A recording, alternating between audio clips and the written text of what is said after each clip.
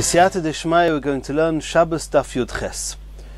At the end of Daf Yud Zayin Amud Beis, we learned a Mishnah.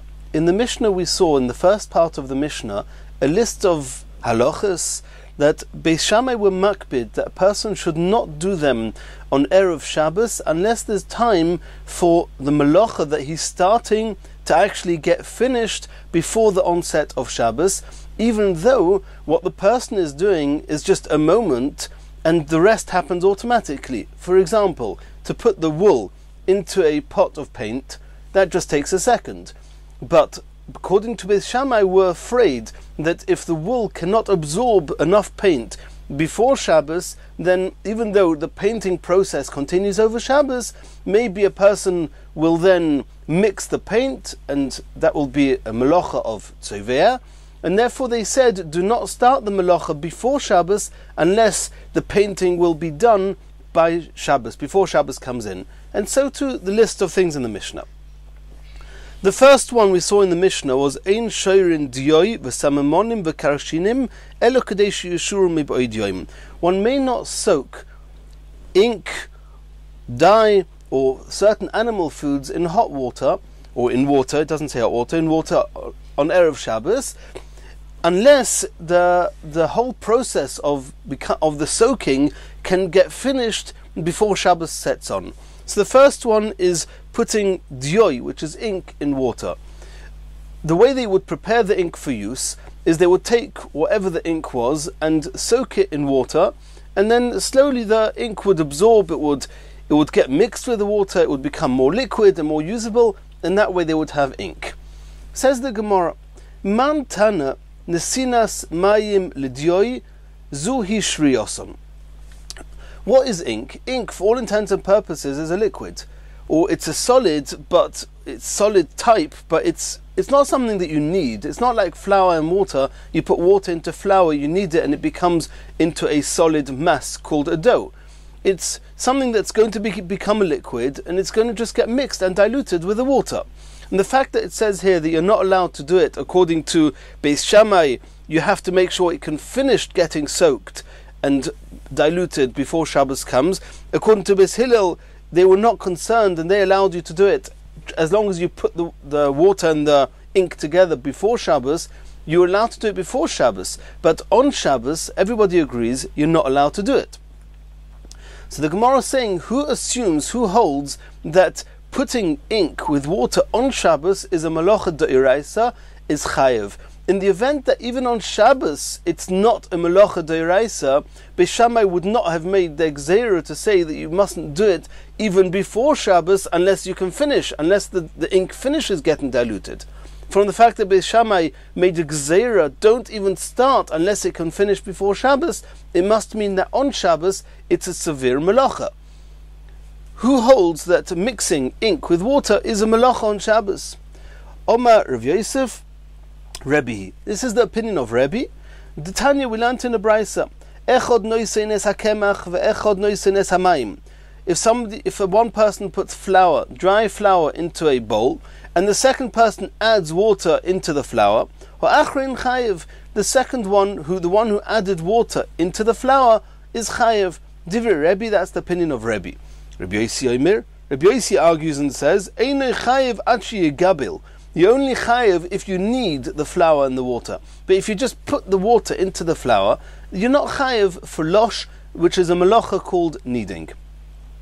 So here too, there's no kneading with the ink. You just put the water with the ink, and that would seem to be similar to just placing and adding the water on top of the flour. And only Rebbe says you're chayev for doing that on Shabbos.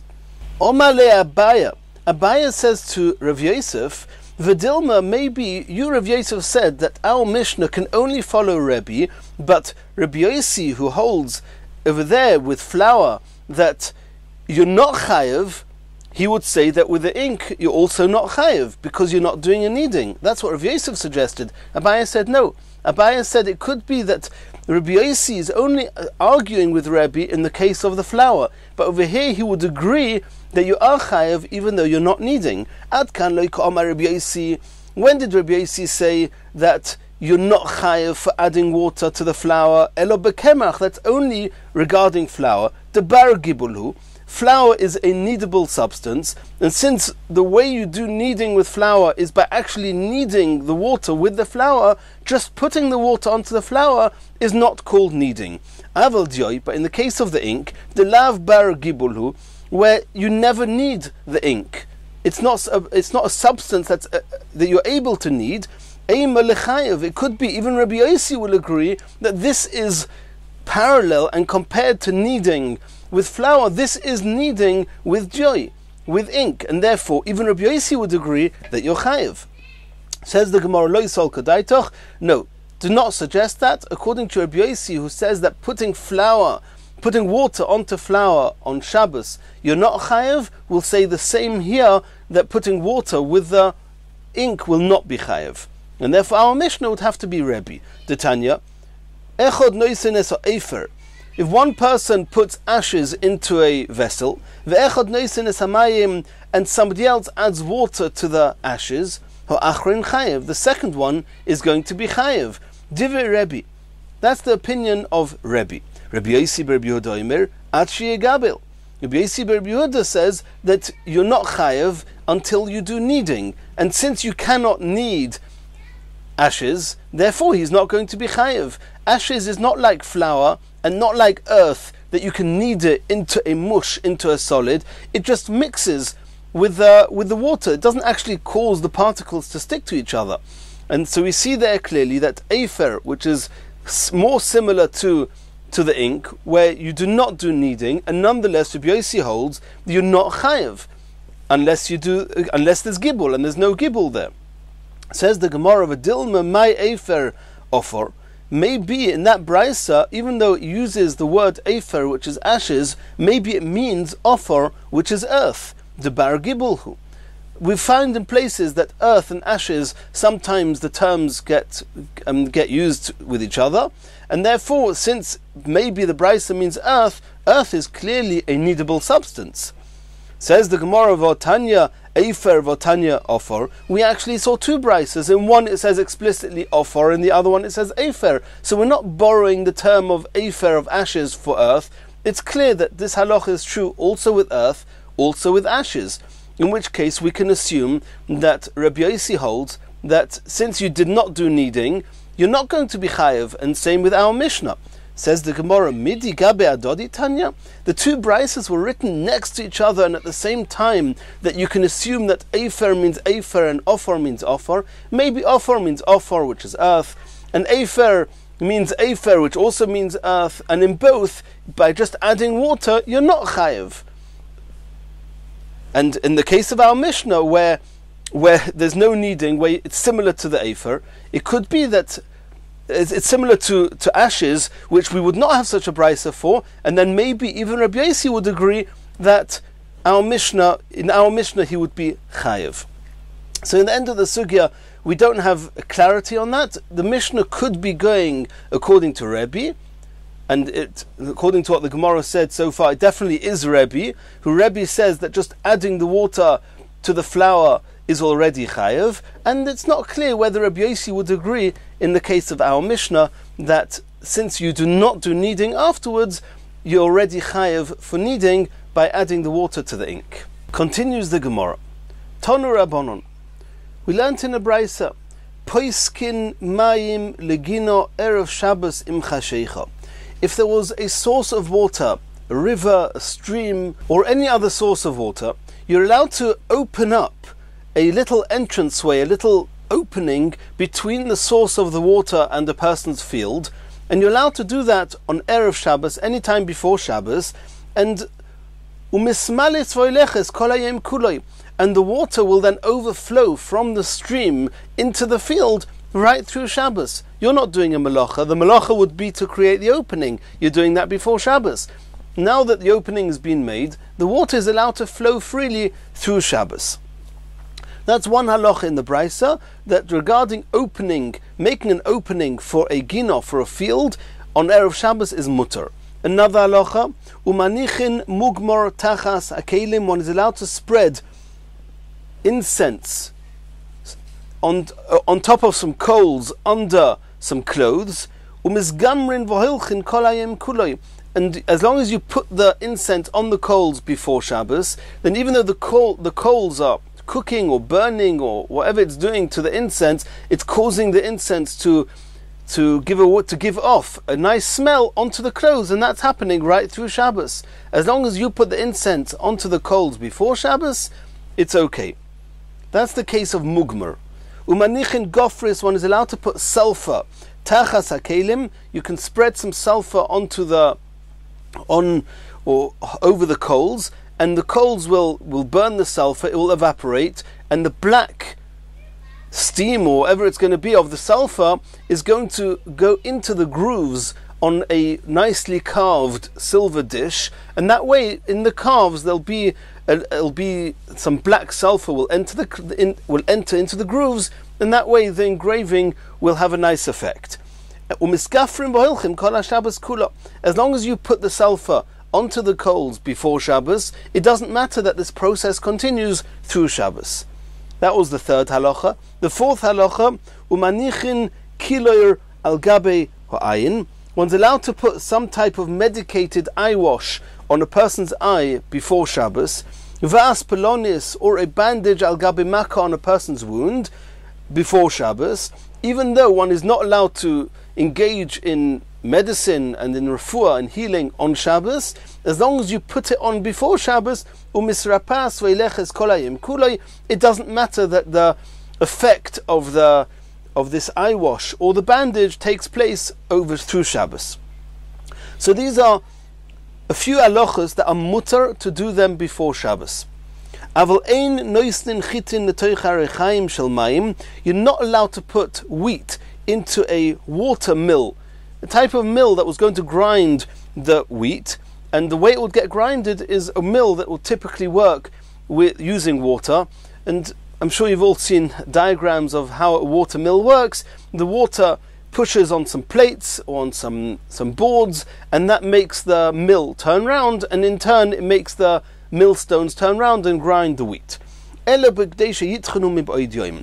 far as the mill is concerned, you're only allowed to put wheat in such a water mill on condition that the wheat will be ground and will be finished being ground before the onset of Shabbos. You're not allowed to put the wheat there just moments before Shabbos and let the mill continue the grinding on its own through Shabbos.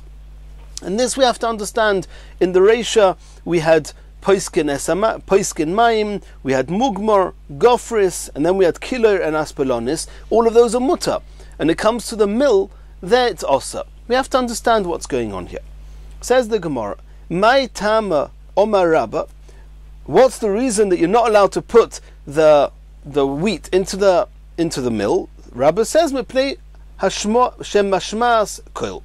Since the mill, whilst it's grinding, it makes a noise. And doing a malacha, even if you're not doing it, but if something in your property is doing a malacha, something that had you been doing it, it would be a malacha on Shabbos, and now you're not doing it, but it's happening on its own, but it's making a noise, everybody's aware that it's happening, it's a bizayon for Shabbos, it's called Av Shamilsahi. We take into account the fact that it's making a noise, and therefore it's not allowed to happen on Shabbos. Omer Rav Yosef. Rav Yosef says to Rabba, "V'dilma mar mishum shvisas kelim." Maybe the reason it's asa is not because of av shamilsa, because it's making a noise and it's not covered for Shabbos, that a malacha should be being done making such a noise on Shabbos. Maybe it's because of shvisas kelim. We know that a person has got a chiyuv, and it's a pasuk in the Torah. The pasuk says, "Uv'chol ha'shomarta leichem tishameru." That even your kalim, and we have to see what that means, but not only do you have to keep Shabbos, you have to make sure that your vessels, your objects, also keep Shabbos. The Tanya we learnt in the Brisa, Uv'chol ha'shomarti aleichem tishameru. Why does it say that in the pasuk? L'rabois shvisas kelim, to tell us that not only do you have to keep Shabbos, but your objects also have to keep Shabbos. So you see that there is a concept called shvisas kelim. Since this mill belongs to you, your mill is not allowed to be grinding on Shabbos. It's also to grind on Shabbos. So why do you, Rabbah, say the reason is because of Hashmoas Koil, because of the noise? Maybe it's because of Shvisas Kelim. Elam Rav Yosef, so therefore Rav Yosef argues with Rabbah and says Mishum Shvisas Kelim, that this Brisa who says you're not allowed to put the wheat into the mill unless the mill finishes grinding before Shabbos, holds that the Issa is Shvisas Kelim. Continues the Gemara. V'hashta de Omras le Beis Hillel is lehu Shvisas Kelim. We assume that this brisa is Beis Hillel because all the things that are mutter at the beginning of the brisa, that seems to be following Beis Hillel in the Mishnah on Daf Yud Zayin Amud Beis, that Beis Hillel allowed you to do malachas just before Shabbos comes in and allow the malach to happen on Shabbos. And Beis Shammai in the Mishnah said you have to make sure that the melachos could get finished before Shabbos. In the whole Reisha, at the beginning of this brisa, Poiskin Mayim, Manichin Mugmor, Manichin Gofris, Manichin Kilor, and Aspilinis, all these cases, it says explicitly you're allowed to put them on just before Shabbos and allow the malacha to happen on Shabbos. That seems to be following Beis Hillel. So we see, and nonetheless, it says at the end of the brisa that you're not allowed to put the wheat into the mill. So you see that Beis Hillel holds of this concept, of this issa, of this halacha called Shvisas Kelim. Shvisas Kelim do'iraisa. Since you're not, if Shvisas Kelim would only be midrabanon, then it would just be an issa. You're not allowed to make your objects do a malacha on Shabbos. The fact that Beis Hillel says you're not allowed to even get the mill to start grinding before Shabbos would seem that if you would do it on Shabbos, it would be a melacha d'iraisa. It would be an issa d'iraisa. So asks the Gemara, Gofris umugmor maita mashori. We said that you're allowed to put the incense and the sulfur on the coals before Shabbos, and they were allowed to continue doing the melacha on Shabbos. Why is there no issue of shvisas kelim? Maita mashoru. Why is it mutter? Says the Gemara, mishum de'le'ovid maisa. The container, the pot, or whatever's holding the incense or the sulfur is not doing anything. It's just static. It's passive. It's just sitting there with the sulfur inside or with the incense inside. The fire or the coal is burning underneath it, and the smell or the sulfur is just raising up on its own. Since the object is not doing anything, it's not a contradiction to the issa of shvisas kelim. Asks the Gemara, Unin shel pishton mai tama sharu. We saw in the Mishnah on Daf Yud Zayin Amud Beis that according to Beis Hillel, one is allowed to put the bundles of flax into the oven even just moments before Shabbos, even though the heating process is going to take place on Shabbos. Why over there, when the oven is heating up the flax, why is it mutter?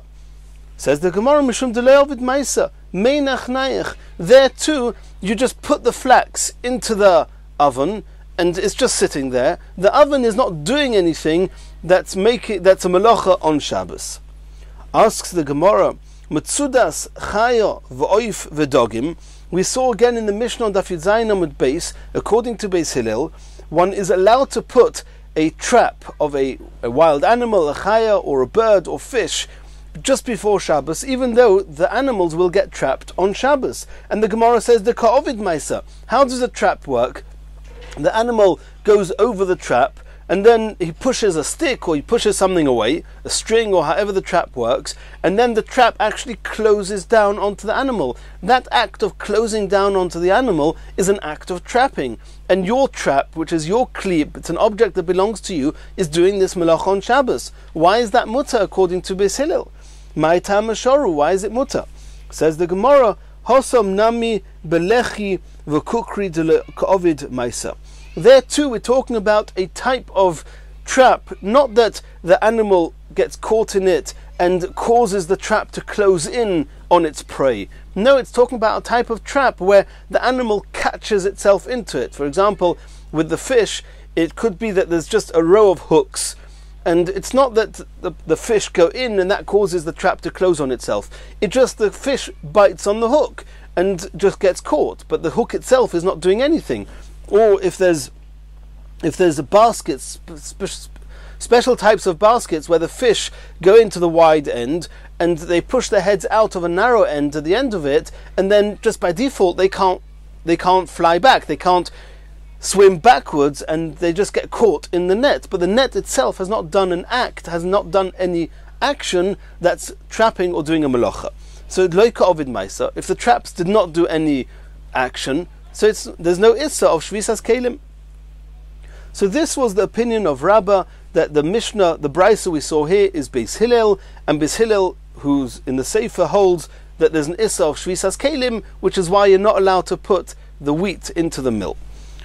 We're going to see now from Rav Asi another mahalach. V'hashta do Omar Rav Oishia Omar Rav Asi. Man tana shvisas kelim do iraisa Beis Shammai v'loi Beis Hillel. Rav Asi holds that this brisa that says that you're not allowed to put the wheat into the mill before Shabbos unless it can finish grinding on Shabbos because of shvisas kelim is actually the opinion of Beis Shammai, not the opinion of Beis Hillel. And this would explain the Mishnah on Daf Yud Zayin Amud Beis, that the reason that Beis Shammai was machmir at the beginning of the Mishnah not to do all those things that it says there in the Mishnah, whether it's soaking of the ink and the animal foods and the dyes and everything else we saw there in the Mishnah, that's because of shvisas kelim. Beis Shammai hi v'loi Beis Hillel. LeBeis Shammai bein ka'ovid ma'isa bein teloi ka'ovid ma'isa osur. And Beis Shammai hold that shvisas kelim is also even if you're not doing any malacha, which would explain the Mishnah. Even though soaking the ink and soaking the dyes you're not doing any malacha, nonetheless it's also. Why? Shvisas kelim. You put the ink into your keli. Since the malacha is happening in a kli, even though the kli is not doing anything, it's also for shvisas kelim, according to Beis Shammai. LeBeis Hillel, afal gavda ka'ovid ma'isa shari. And if so, according to Beis Hillel, we have no source whatsoever that there's a concept of shvisas kelim. Even if your vessel, your object, is doing a malacha mamash, like the mill, for example, on Shabbos, it's mutter. There's no issa of shvisas kelim according to Beis Hillel. V'hashta de omrus de leBeis Shammai afal gav de le'ovid ma'isa osor. If so, if we assume that according to Beis Shammai there's an issa of shvisas kelim, even if the kelim are not doing any melacha, now we have to understand the brisa we learned here on Daf Yud Ches Amud Aleph. Ihachi mugmar in the case of the incense, the gofris and the case of the sulfur. Ma'etam sharu Beis Shammai. We're now saying that this brisa is Beis Shammai. Why do Beis Shammai say you're allowed to put the incense and the sulfur on the coals immediately before Shabbos and let the melacha happen on its own? According to Beis Shammai, it should be osa for shvisas kelim. Ma'etam sharu Beis Shammai. Says the Gemara, Hosa monach ha'ara. The brisa that says you're allowed to put the mugmar and the gofris onto the coals is talking about that you've put them on the floor. They're not in an oven. They're not being held by one of your kelim. Since there's no keli there, there's no issa of shvisas kelim. Asks the Gemara, gigis, a barrel, v'neir, a candle, kadera, a pot, v'shpud, a spit. And we know that these cases, Rashi brings where this is mutter, but in all these cases we find that one is allowed to set a malacha to start just before Shabbos, and the malacha carries on its own. For example, the neir, you're allowed to light a candle just before Shabbos. There's no condition the candle has to be finished and extinguished before Shabbos comes in. The fire is also on Shabbos, etc. My tam mashoru Beis Shammai. Why are these mutter even according to Beis Shammai? Says the Gemara, the mifker lu afkure. Their only mutter is talking about a case where he is mafkir. He says it's hefka. I'm not anymore the owner of not the barrel and not the candle and not the pot and not the spit. It's not mine. If it's not mine, then if it's halachically rendered hefka, then there's no issa of shvisas kelim. Continues the Gemara. Man tana lahad tanu rabbanon. Who is the Tana who holds of the following brisa? The Tanu rabbanon loy temale isha kedera asosios v'turmesin v'taniach letoich hatanur erev Shabbos im chashecha. It is forbidden. A woman is not allowed to put different types of beans into the oven on erev Shabbos just before Shabbos comes in to allow them to cook or to bake on their own. And if she did put them in the oven, you're not allowed to have any benefit from this, and therefore lemoitze Shabbos asurin, even after Shabbos, you're not allowed to benefit from them unless you wait the amount of time it takes to bake or to cook these beans In that way, you've not gained anything by the fact that the melacha was done on Shabbos. Another halacha, lo yemale nachtoim, a baker is not allowed to fill chovyas shel mayim, a big pot of water, v'yaniach l'toich hatanor, and to put it into the oven, erev Shabbos im chashecha, just before the onset of Shabbos, v'im also kain, and if he did do it, l'moitza Shabbos asurin b'gdei sheyasu. Here too, you're not allowed to have any benefit from the fact that the water got cooked on Shabbos, so you're only allowed to use the water if you wait long enough after Shabbos that you could have heated up the water on Motzei Shabbos. That's the end of the brisa. So who's this going according to? Leima Beis Shammai v'lo Beis Hillel. Let's say that it's Beis Shammai and not Beis Hillel. Beis Shammai who say there's an issa of shvisas kelim, even if they didn't do anything on Shabbos. And so let's say it's Beis Shammai. Says the Gemara, afilu teima Beis Hillel. It could be it's Beis Hillel. And it's not because of shvisas kelim. We say that according to how we're learning now, Beis Hillel don't hold that there's an issa of shvisas kelim. It's also gzeira shema yechate begecholim. We're afraid that since you want to heat up the water, and water is typically heated up on a lower flame, and in order to speed up the cooking process, you might stoke the coals, and that's severely also on Shabbos. You'll be doing bishul. It'll be a melacha of cooking. In order that a person should not come to chas v'shalom stoke the coals in the oven under the pot.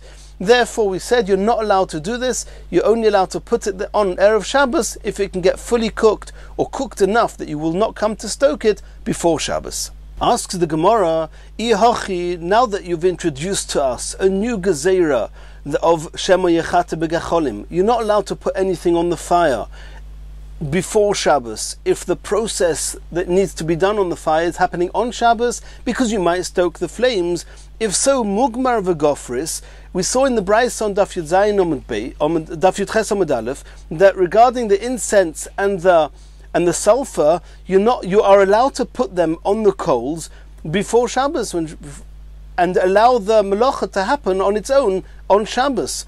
Why are we not worried? Nami ligzer. Why are we not afraid of shemi yechate begecholim? And it's true that we're now following the opinion that brayso says Beis Shammai, but there's no reason to believe that Beis Shammai argue with the gezerah of shemi yechate begecholim.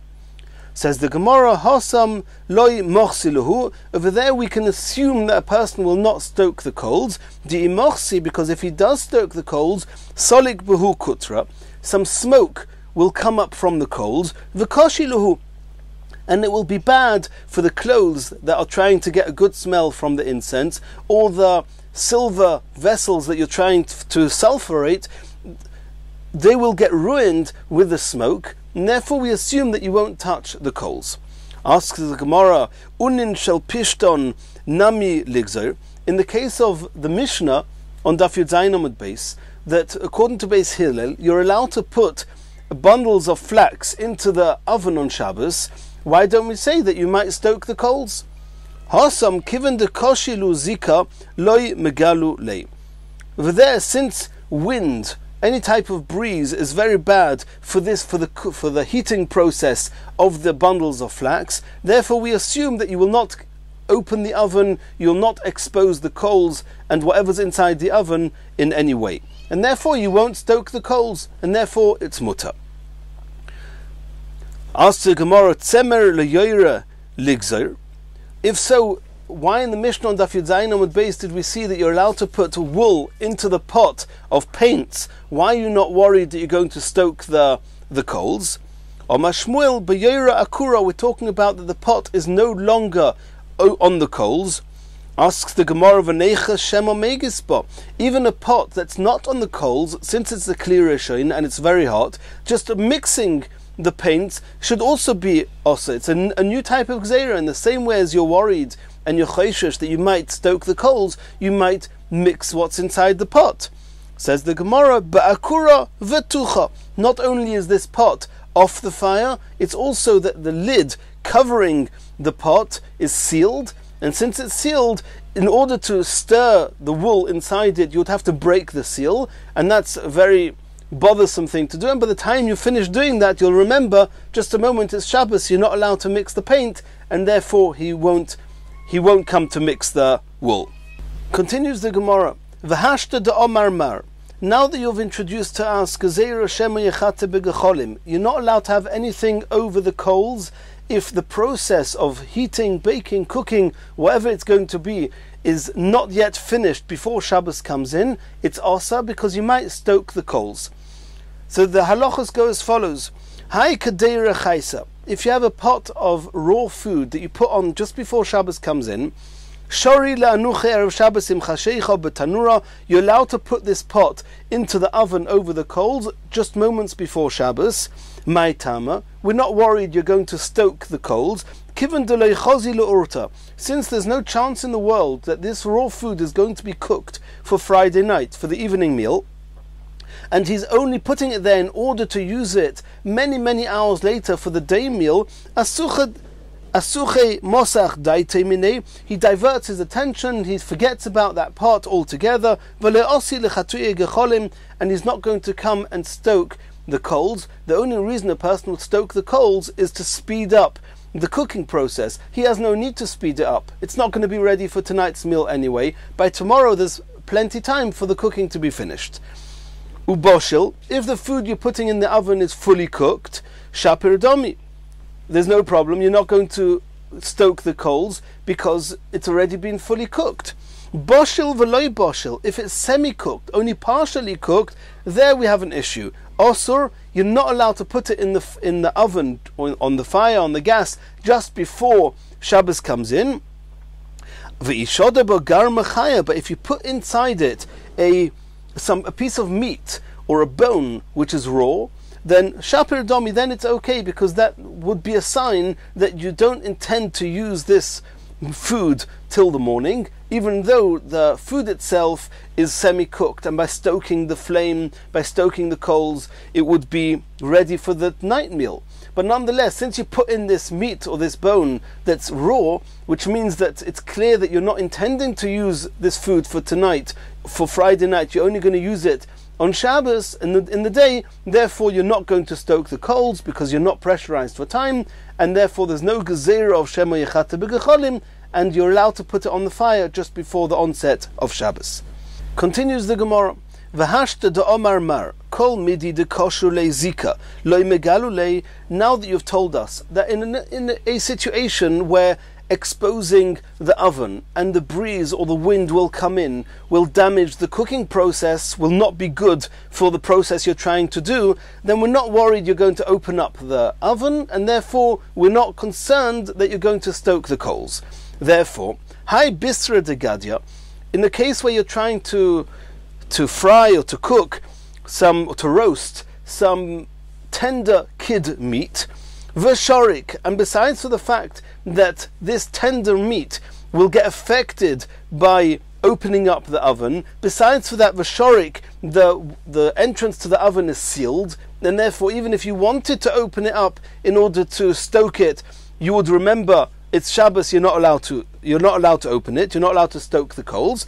Shapir domi, you're allowed to put such meat into the oven on just before Shabbos and allow it to cook on Shabbos.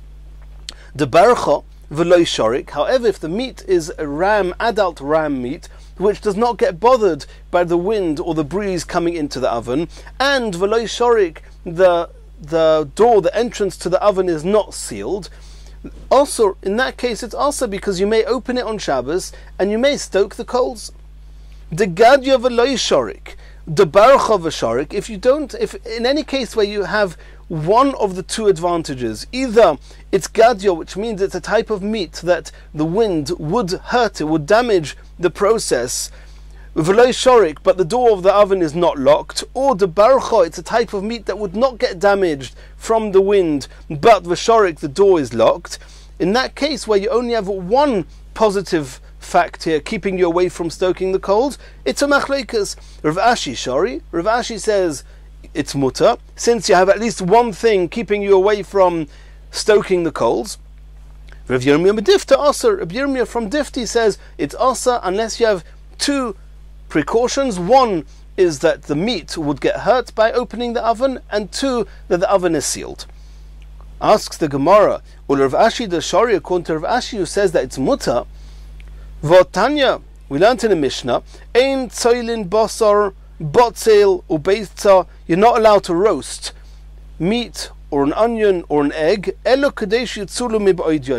When putting it in, you're only allowed to put it into the oven if it will be finished being roasted before the onset of Shabbos. What's that talking about? Hosam the barcha, the basar we're talking about there is talking about adult ram meat.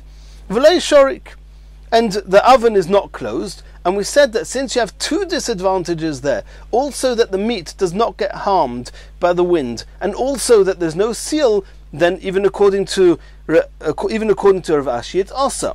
So the brisa that says that the meat has to be finished being cooked before Shabbos comes in must be talking about that case. Ikad Omra. There's another version of this machlokes which is going to make things a little bit more complicated. The gadya bein shorik, bein loy shorik shapir domi. In this new version of this brisa, of these halachas, if it's meat which would get affected by the wind, it's always mutter. The very fact that the wind or the breeze will affect the process of the cooking or the frying, therefore is enough to deter you from stoking the coals. The barcha, if it's meat, ram's meat, nami, even if it's thick, good meat, which does not get ruined from the breeze, v'shorik, but the door of the oven is sealed, shapir domi, it's also mutter, because the fact that it's sealed will act as a deterrent that you should not stoke the coals. Ki pligi, what's the machlekes? When you have two disadvantages, de barcha, if it's meat that does not get ruined from the wind, v'loi shorik, and the entrance of the oven is not sealed, then it's a machlekes. De Rav Ashi shori, Rav Ashi says even then it's mutter. Rav Yomi medifta aser. Rav Yomi medifta says that it's asa, and then Rav Ashi, it would seem, is totally disregarding the concept of shema yechate begecholim, because over there you do not have the case of, you don't have the advantage that the wind, the kol midi de koshele zika loy megalile, and it's the fire that there's no seal on the oven. So why should it be mutter? You might come to stoke the flames. So you see that according to Rav Ashi, he's not concerned about stoking the flames. And Tosfos comes to town on this a little bit, whether even Rav Ashi sometimes agrees. But let's continue. Now the Gemara is asking Rav Ashi the Shari, according to Rav Ashi, who says that it's mutter in all cases. Vatanya, how are we going to explain that Mishnah we just mentioned? Ain't tzoilin, you're not allowed to roast basar, botzel or beitza, either meat, an onion or an egg. It must be that it's finished being roasted by the onset of Shabbos. According to Rav Ashi, why should that be true? You can put it in just moments before Shabbos, and we're not worried. He doesn't agree that you're worried that you might come to stoke the flame. Says the Gemara, Hasam bebisra agumra. Over there, even Rav Ashi will agree that there's a concept of shema yechate. We're talking about where the coals are not even in an oven. You don't even have to open the oven door. It's just coals lying in the open, and you've put the meat on top of it to roast. Agumri means totally exposed coals, and since the coals are totally exposed, in that case Rav Ashi will agree that there's a chashash, we're concerned you might stoke the coals. Continues the Gemara, Omer Avina, Hai Kora Chaya. Kora, a type of vegetable, squash possibly, which is raw. Shapir Domi, you're allowed to put it into the oven just moments before Shabbos, even though it's going to get cooked or baked or roasted over Shabbos. Kiven de koshile zika kabisra de gadia domi. Since it's a very sensitive vegetable, and if you open it up and the wind, the breeze will come into the oven whilst it's cooking, it will disturb it, it won't be good for it. Therefore, that will act as a deterrent in the same way as bisra de gadia, in the same way as the tender kid meat we spoke about before, and therefore it's mutter. Beis Shammai oimrim ein moichrin. We saw in the Mishnah on Daf Yud Zayin Amud Beis that according to Beis Shammai, you're not allowed to sell ein moichrin l'nochri. You're not allowed to sell something to a goy. Vein turnin imo. You're not allowed to help him load up a donkey. Vein magbiin olov. You're not allowed to place a load onto the back of this nochri. Ela kadesh yagia lemochim koriv. Unless he can get to a close by destination by the onset of Shabbos. That's Beis Shammai, or Beis Hillel matirin. Beis Hillel say it's mutter. Says the Gemara, Ton Rabbanon, we learnt in a brisa. Beis Shammai oimrim lo yimkoir odom cheftzoi lenochri. A person should not sell an object to a goy. V'lo yash'ilenu, you shouldn't lend it to him. V'lo yilavenu, you should not lend it to him. The difference between shayla and halva is shayla is you lend him something and you expect to get the very same object back. Halva is you lend it to him and you expect him to replace the object. V'lo yitein loy b'matana, nor are you allowed to give a gift, an object as a gift to a nochri, to a goy. Elo kedei sheyagia lebeisoi. It's only mutter if he can get to his home before the onset of Shabbos. Now, even though this goy is carrying this object for his own sake, he's not doing it for me. Rashi explains, since it was yours and people knew it was yours, it would look mechlaf b'shluchoi. People who see would think that you've made the goy a shliach on your behalf to take an object on Shabbos and take it to another city, which is also, he's going through a Rishus Harabim, he's maybe taking it from one Rishus to another, and therefore and you're certainly not allowed to make a shliach on your behalf to do a malacha on Shabbos, since people would get confused, it's also, you have to make sure the goy could get to his house before Shabbos. If you have enough time that he could get to his destination before Shabbos, people won't assume that he's been made a shliach by you to do a malacha on Shabbos. Beis Hillel say it's enough, as long as he can get to the first home in the city where he lives, it's enough. And Rashi explains that for all intents and purposes he could put it down there. Nobody told him to take it into the city. The fact that he's taking it into the city, he's doing that on his own accord, and therefore it's mutter. Rabbi Akiva argues and says, it's enough as long as the goy could leave the home of the Yisrael, could just exit his home before the onset of Shabbos. It's already enough that people will not assume that he's made him a shliach of the Yisrael to do a malacha on Shabbos. Omer Rabbi Yehuda said, Hein divrei Rabbi Akiva, hein divrei Beis Hillel. Rabbi Akiva was not actually arguing with Beis Hillel. He was actually saying, Lo bar Rabbi Akiva elo lefarish divrei Beis Hillel. It was not clear amongst the Talmidim what Beis Hillel actually held. The Tanakama assumed that Beis Hillel say that you're not allowed to give it to the goy unless he can reach the first home in the town of his destination before Shabbos. Rabbi Akiva said, no, that's not what Beis Hillel held. Beis Hillel held that you have to give it to the goy early enough that he could leave your home before the onset of Shabbos. Continues the Gemara, Tonu Rabbanon. Beis Shammai oimrim lo yimkir odom chemtzoi lenochri. A person is not allowed to sell his chometz to a goy. We're obviously talking about before Pesach. Yisrael is not allowed to have chometz on Pesach. And you sell it to a goy, you're only allowed to sell it to a goy, Elohim ken yodea boy sheyichale koidim ha-Pesach. Divrei Beis Shammai. Beis Shammai say you have to give it to the goy only if you can assume that he's going to finish eating the chometz before the onset of Pesach. And Rashi says, because you have a responsibility to make sure that your chometz gets destroyed from the world, and since it's so close to Pesach and this responsibility is already incumbent upon you, you're not allowed to give it to the goy unless the goy himself is going to get rid of it before the onset of Pesach. Or Beis Hillel oimrim, Beis Hillel say no.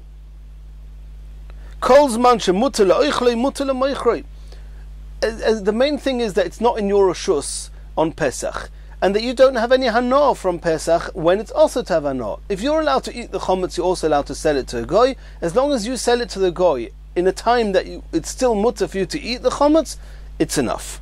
Rabbi Yehuda says, Kutach ha-bavli, v'kol minei kutach, any type of kutach, which is a type of dip, which is chometz, also limker shloishim yom koidim ha-Pesach, you're not allowed to sell it to a goy within 30 days before Pesach, because we assume that since it's just a dip, and you only eat a very little bit of it at a time, we assume that it's going to be left over. It's going to take more than 30 days to finish it off, and therefore you're not allowed to sell it to a goy so close to Pesach. Rashi and Psachim Daf Chaf Aleph Amud Beis learns that this din of Rabbi Yehuda is actually following Beis Shammai. Since Beis Shammai say you're only allowed to sell it to a goy if it's going to get finished before Pesach, Therefore, kutach that we assume will not be finished before Pesach, you're not allowed to sell to a goy 30 days before Pesach. In Mirz Hashem, in our next year, we'll continue from here.